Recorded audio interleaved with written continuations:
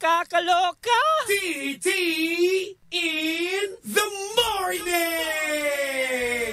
Titi? Ang aga-aga ha. May hindi maamin? Ilabas mo na yan sa akin. Ititi in the morning mo na yan. Tell Toby in the morning. TT Tell Toby in the morning! Number 1! 6.7 Energy FM.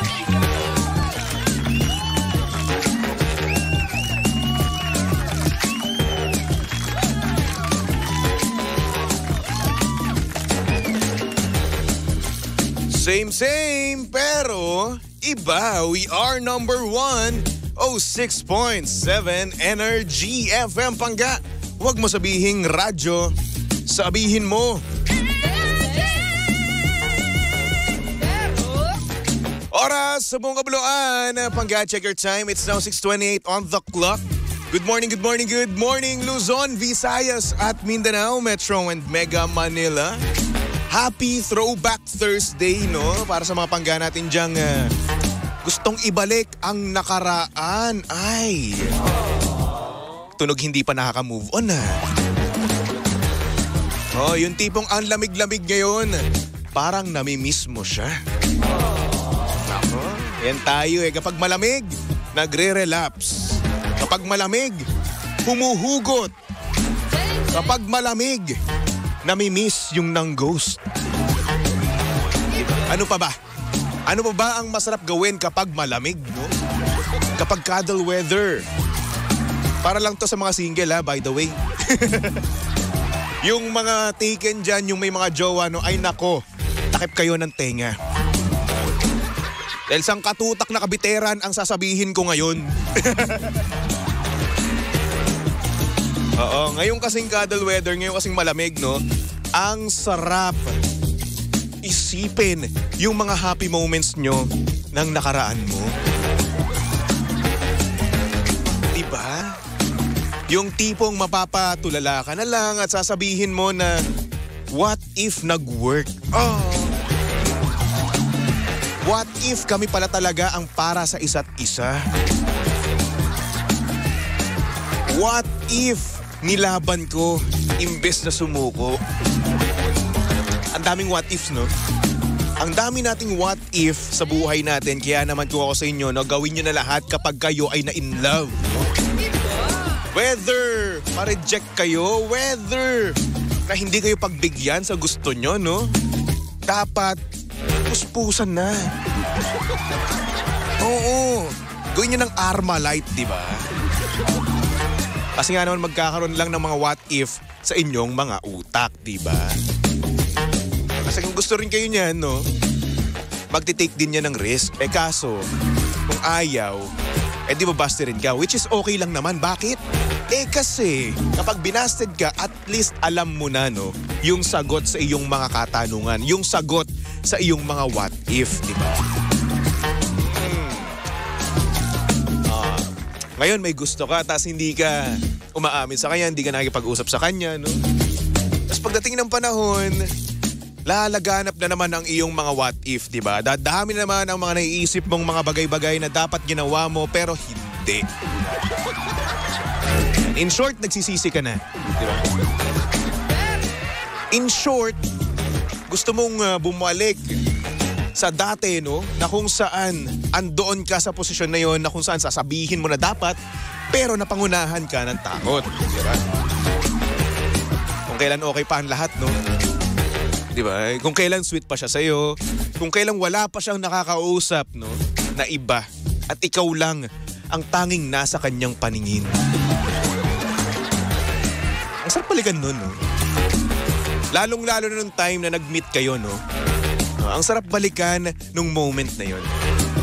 Yung unang beses mo siyang makita, yung unang beses mo makita yung kanyang smile, di ba? Yung unang beses mo makita yung kanyang kagandahan. Di ba?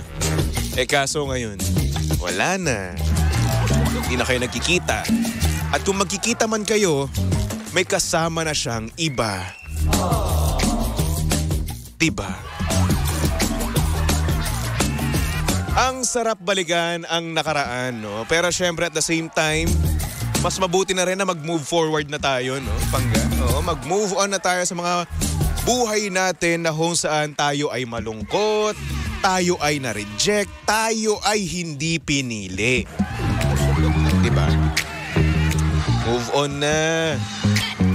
What if na kapag nag-move on ka, ay doon mo makikilala yung taong para sa'yo, diba? Kaya pala hindi pa sa'yo pinapakita, no, ng Panginoon yung the one mo, no, kasi nga naman hindi ka pa nakaka-move on. Kasi nga naman love din naman ni Papa Jesus, no, yung tao na yon, di ba? Kaya naman kapag ikaw fully healed, sa kanya lang yan ibibigay sa'yo. Oh! Huwag na tayo mag-cling sa past natin. Kasi kahit na ano pang gawin natin, no, pag balik-balik na rin natin ang mundo, past is past, no? Nakaraan na yan, tapos na yan. Hindi na natin dapat balikan, okay? Ang i-throwback mo na lang ngayon, no, yung picture mo na lang na kung saan may abs ka pa, di ba? Na kung saan sexy ka pa, di ba? Ganoon, yun na lang i-throwback mo ngayon. Na kung saan, nako, bagets na bagets pa ang peslak mo, di ba? Yun na lang. Sabi dito sa comment section, sabi ni Israel, DJ Toby, aga-aga nananakit ka. Ganun talaga. Normal na yan. Yan, good morning nga pala sa mga pangga natin sa comment section. No? Hello po sa inyo lahat. Hello kay Alicia, Guevara, kay Mesil. Hello kay Leslie, kay Echo, kay Ate Robina, hello. Sabi niya, ikaw naka-move on ka na ba, Pogi? Oo naman. Baka baby Toby to. Oo, baby Toby to, nakaka-move on to ng mabilis. Don't worry about me. I'm fine, I'm strong, no? Strong to, makaka-move on din ako ng mabilisan, di ba? Yan. Diba? Sabi naman ni Alvin, kaya naman mahal na mahal namin ang isa't isa ng asawa ko. Eh ikaw, Toby, quiet na lang ako. Sorry na, ha? Sorry na, ako na single, sige na. Oo na. Ikaw na may asawa. Ako na wala, sige na. Sabi naman ni Choco Loco, move on daw pero panay search sa profile niya sa FB at IG. Siyempre naman ba, namimiss mo nga naman no? Lalo na kapag malamig, no? Ang sarap tignan ng kanyang mainit ng ngiti. Yung tingin niyang nakakatunaw, di ba? Di ba? Yung maganda niyang mukha, di ba? Namimiss ko na siya. Charot! Uy, joke lang kayo na. Kasabihin nyo na naman, di ako na-move on sa ex ko. Uy, naka-move on na ako. Tagal na, chong. Wala pang ang Wala pang ang araw eh. Hello din kay Carlo Tipgos. Hello. Sabi ni JCV Vedar, boy, hugot ka, idol. Siyempre naman. Hugot lang tayo sa umaga. Richard Dolom, sabi niya, hey Toby, kamusta buhay single? Mag-asawa ka na, pakiusap. Girlfriend niya, wala ako, asawa pa kaya? Sana ganun lang kabilis, no? Na kung saan kapag gusto mo na kagad mag-asawa, ay in an instant, no? In a snap, no? Makapag-asawa na, kaso hindi eh. Diba? Ngayon kasi, ang nangyayari na lang, no? Kapag may kinakasal akong tropa, iniimbitahan ako. Pumupunta ako doon to the point na taga-congratulate na lang ako. Yun na yun eh. Diba? Kumakain lang ako doon ng handa nila. Diba? Tapos picture. Tapos sasabihin ko, congratulate. Uy, congrats! Deserve na deserve mo yan. Nako. Tapos sasabihin sa'yo, no? Ikaw kailan ka? Ay nako, yoko pa. Wala pa yan sa isip ko. Yun na lang sasabihin mo, diba? Where in fact, no, ang tanging sagot lang naman doon ay wala kang girlfriend. Diba? Ayaw mo na sabihin. Diba? Yun lang naman yun eh. Diba? Parang at the same time, no, sampal na rin yun sa'yo, no? Kapag tinanong ka ng kinasal mong tropa na, uy, ikaw kailan? Loko ka ba? Alam mo namang wala akong girlfriend, diba? Jabin kaya kita dyan. Diba? Ay, nako. Kaya minsan, no, di mo alam kung nang-iinis sa'yo yung tropa mong kinakasal kapag tinatanong ka ng ganun. Ikaw kailan? Di mo alam kung pinapressure ka, niloloko ka, or pinapamukha sa'yo na single ka, mag-isa ka sa kanyang kasal. Wala kang ka-date. Alam niya ito, no? Kwento ko lang naman, no? Nung last na punta ko sa isang kasal, no, Pangga, piniem niya ako. Sabi niya, "Uy, Toby, pupunta ka ba sa kasal?" Sabi ko, "Oo, pupunta ako." Ganito, ganyan. Tapos sabi niya, "May kasama ka bang date?" Wala akong kasamang ka-date. Okay na? Walang yan. Tinanong pa talaga, no? Mag-isa ako. Yun yung sinabi ko. All caps pa talaga, ha? Ganun. Para damang-daman niya na single ako at hikahos ako sa buhay. Diba? Tapos pagdating pa nung ano, no? Pagdating pa nung kasal, no? Reception, hindi picture-picture, no? Siyempre ako babati ako sa kanila. "Uy, Dre, congrats!" Ganun. Tapos sabihin niya ako, "Ikaw kailan?" "Talaga ba, Chong? Talaga ba?" Kakasabi ko lang sa'yo dun sa chat, no?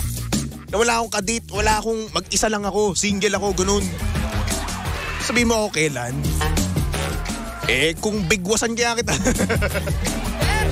Ay, charot-charot lang. Congrats nga pala sa mga kakasal, no?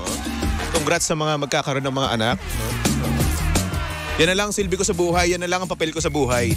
Taga-congrats ng mga kinakasal at magkakaanak, no? Doon na lang ako naiiyak. Kapag nag-idol na sila at kapag pinakita na nila yung picture ng kanilang magiging anak, doon na lang ako naiiyak. Wala eh. Single na to for life, par. Ay, nako. Pero mga Pangga, para nga naman maging extra special, no? Ang iyong pagiging single, kailangan dapat healthy rin ang iyong mga iniinom. Siyempre, kagaya nga lang ng MX3 Tea with Pandan. O, di ba? Dapat lang naman, no, na single ka na nga, dapat pagbutihin mo na ang iyong kalusugan, di ba? Kaya naman, etong MX3 Tea ay napaka-healthy nito dahil ito ay gawa sa dahon ng mangosteen na hinaluan ng pandan para mas refreshing sa panlasa, di ba? At alam nyo rin ba na ito ay nakakatipid dahil ang isang sachet ng MX3 Tea ay good for 1 liter of water. It's either hot or cold, kayo na ang bahala dyan. Di ba? At syempre, maaari nyo rin itong dagdagan ng lemon or honey for added flavor para naman mas ma-enjoy pa ng buong pamilya. Kasi nga naman ang tea ay makakatulong para ma-detoxify o malinis ang ating katawan from any toxins. Yan. At syempre, para sa iba pang katanungan, bisitahin lang naman ang kanilang website na mx3ph.com or tumawag sa 0918-888-8693. Kaya naman dito na tayo sa tunay, natural at original MX3. Sabi ni Choco Loco, dapat ang sagutan doon, kailan mo ko mapapakilala sa single mong friend, ganun. Wala ngang silbi eh. Hindi ako nirereto mga walang hiya eh. Buti pa sa chairman, may awards na. Sana all may awards, chairman. Nakita mo na sa chairman, no? May ka-video call kada umaga, di ba? Tatango-tango ka na lang dyan, maghihiwalay din kayo, oy. Dumidila pang loko-loko. Charot lang, oh. Sa mga may jowa dyan, happy mansari, no? Sa mga may jowa dyan, happy anniversary. Sana hindi nyo makalimutan, no? Maghihiwalay din kayo, mga loko-loko. Sabi ni Shane, okay yung maiyak para sa iba. Kaysa naman maiyak kasi di ka tinrato ng tama kasi nasa maling tao ka. Actually, oo, no? At least etong tears na to, no? Tears of joy. Kasi nga proud na proud ka doon sa tropa mo, no? Sa mga kaibigan mo na kung saan magkakaroon ng anak. At the same time, ikakasal, di ba? Kesa nga naman doon sa iyak na sinaktan ka, pinagpalit ka, hindi ka binigyan ng importansya, hindi ka binigyan ng oras, di ba? In short, rejected. Ang sakit. Aray ko po. Si Shane, May hugot ka ba, Shane? Nahawa na ba kayo sa akin? Sabi naman ni Navarro de la Cruz Reza, naka-move on na pala ako. Siya hindi naka-move on dahil di niya makalimutan ang kagandahan ko, panay tingin sa profile. Ay, ang ganda naman. Ang pretty naman this girl. Ako, dapat ganyan. No? Dapat ikaw yung ini-stalk, hindi dapat ikaw yung nang i-stalk, di ba? Good job. Galing mo dyan, par. Dahil dyan, bibigyan kita ng piso. Siyempre, piso na lang pera ko eh. Ayun ako mga pangga, live na live pa rin tayo sa Energy FM Facebook page, no? Kaya naman pumunta ka na sa Energy FM 106.7 kung gusto mong makita ang itsura ni Baby Toby, no? Yung puro hugot sa radyo, no? Yung parang bitter na jawang-jawa pero ayaw naman magka-jowa, no? Yung gusto ng lambing pero ayaw naman ng istorbo, no? Yung gusto namang kiligin pero ayaw niya nang may kausap, di ba? Ako po yun, si Baby Toby, di ba? Oy, pwede nyo nga pala ako follow, no? Sa Facebook, sa Instagram, sa TikTok, no? Baby Toby 1067. Actually, meron akong thread, no? Kaso nga lang, di na ako nakapag-post doon. So, una sa lahat, tamad ako. Kaya naman kaway-kaway sa mga pangga natin dyan tamad. Hello po sa inyong lahat. Hindi kayo nag-iisa. I'm still here, di ba? Anyway, o siya, eto na. Pasok na natin yung ating sender sa TT in the morning. Oh, yeah.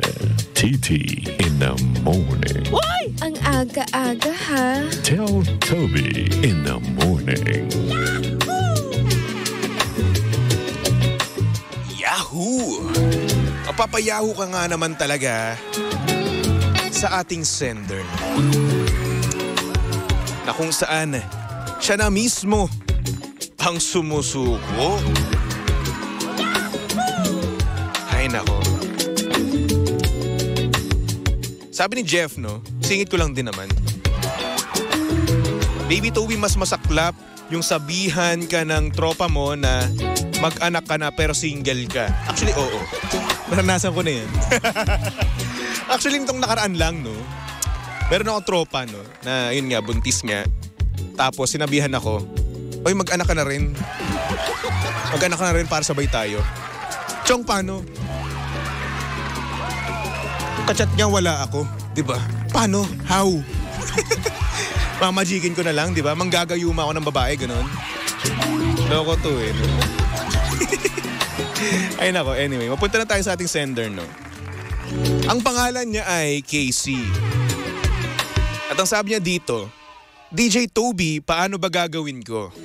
Yung girlfriend ko, kasi araw-araw gusto niya. Kaso nga lang, ako naman yung may ayaw. Kasi baka nga makabuo kaming dalawa. Ano po ang gagawin ko? Tulungan mo naman ako.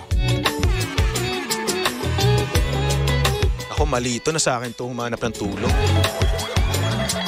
Kasi ako kukonsinting ko yung asawa mo eh. Ay, asawa tuloy. Yung girlfriend mo eh. Di ba? Kasi gusto niya ng araw-araw. Ikaw ayaw mo. Di ba? Baka makabuo. Meron naman tayong pangontra dyan. Kayo naman. Di ba? Alam mo, bibigyan kita ng tips ha. I-PM kita after neto, tapos bibigyan kita ng mga tips and tricks, okay? Isa-seminar kita. Para happy-happy kayong parehas, di ba? Oh. Satisfied ka, satisfied siya, di ba? Eh di mas okay, no? Kaya yan. PM kita mamaya, ha?